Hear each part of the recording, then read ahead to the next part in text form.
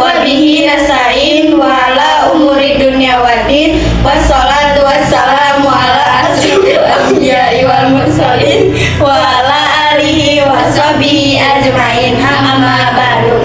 Yang terhormat Ibu Khairul Nisa sebagai guru mapel bahasa Indonesia.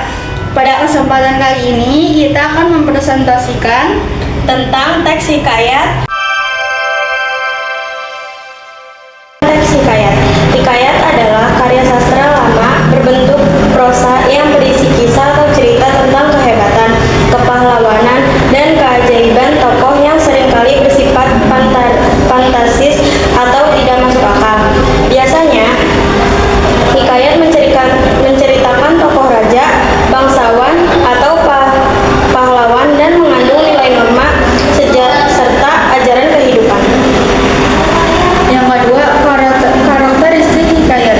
Berdasarkan pengertian teks hikayat tersebut, dapat dirumuskan karakteristik teks hikayat sebagai berikut. Yang pertama ada bersifat rekaan atau imajinatif. Hikayat merupakan cerita khayalan atau imajinatif. Cerita tersebut diolah sedemikian rupa sehingga memberikan gambaran cerita yang utuh, seperti tokoh, latar, dan jalan cerita dikisahkan seolah-olah berdasarkan cerita yang benar-benar terjadi.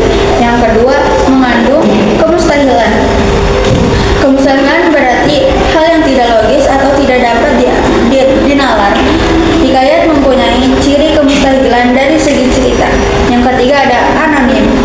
Teks hikayat bersifat anonim, artinya tidak diketahui secara jelas nama pengarangnya.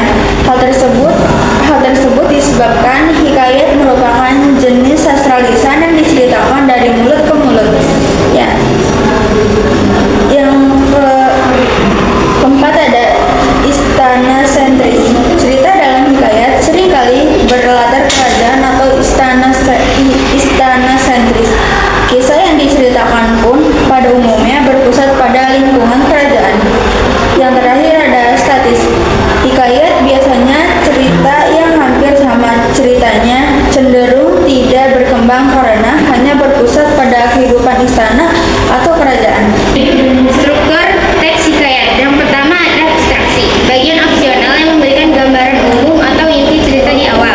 Yang kedua ada orientasi, bagian yang memperkenalkan latar cerita seperti waktu, tempat, dan suasana.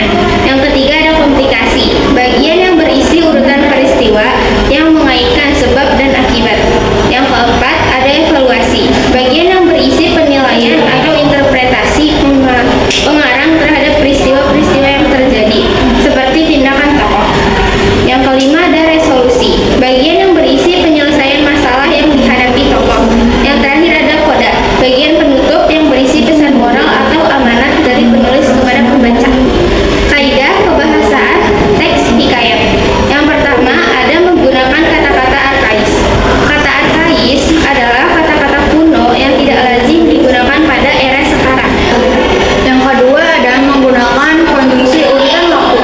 Hikayat merupakan jenis teks yang menyatakan suatu peristiwa atau kejadian yang berdasarkan urutan waktu. Yang ketiga ada menggunakan majas.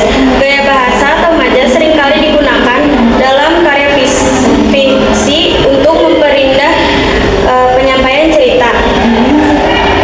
Ada beberapa majas yang sering digunakan dalam hikayat adalah sebagai berikut. Yang pertama ada antonomasia, yang kedua ada personifikasi, yang ketiga ada simil, yang keempat ada metafora, yang kelima ada hiperbol. A few moments later. Gimana teman-teman, video kita seru kan? Pasti seru ya.